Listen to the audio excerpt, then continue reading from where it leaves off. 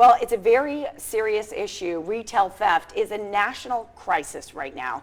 54% of small business owners experienced an increase in shoplifting in 2021, much of it stemming from organized crime. Joining us now is Tom Wickham, Senior Vice President of State and Local Policy with the U.S. Chamber of Commerce. Tom, thank you so much for being here and shedding a little light on what is right now a national crisis. What is being done to help businesses and consumers? Oh, thanks, JJ, for having me.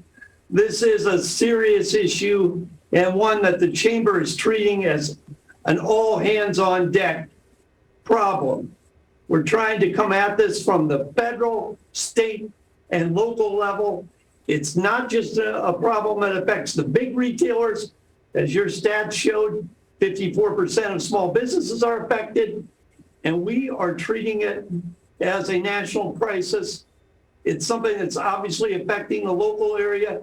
You've seen all the stories out of California, but in your city, we saw that a pair of thieves stole from the same Lowe's store in Las Vegas 34 times over a 6-month period. And that's something that we just can't have. Our businesses and communities really need to address this problem.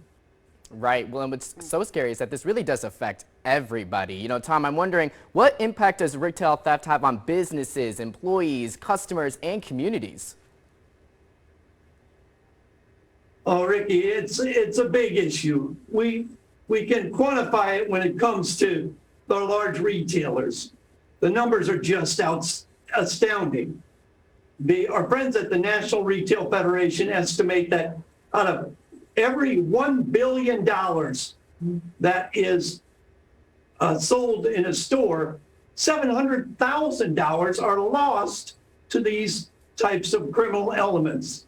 And they're not just a numbers issue. It's really an area where people are being traumatized. You've seen the video of these smash and grabs. Imagine being in a store when this happens. You're just an employee who's trying to do a good job, and these violent predators come right in there and wreak havoc.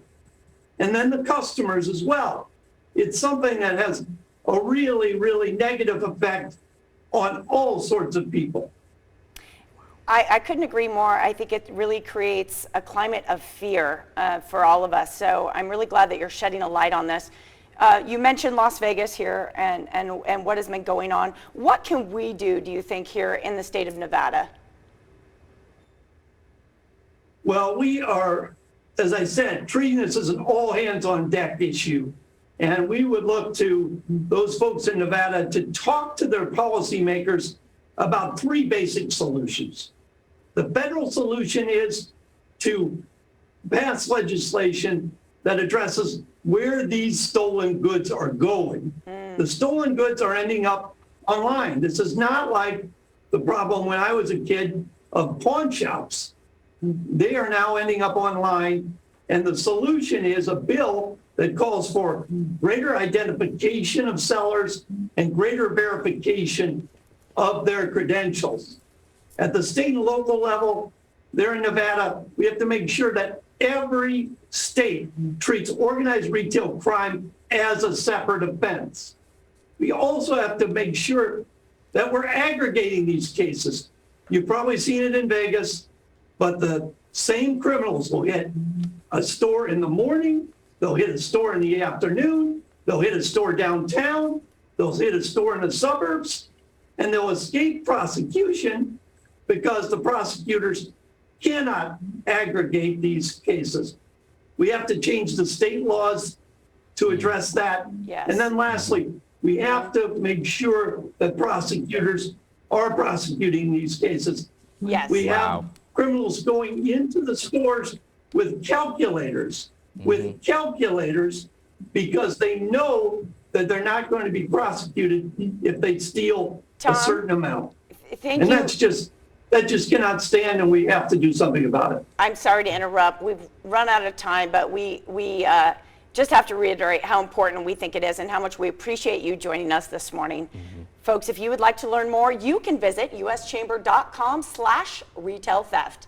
Tom Wickham from the U.S. Chamber of Commerce. Thank you for joining us.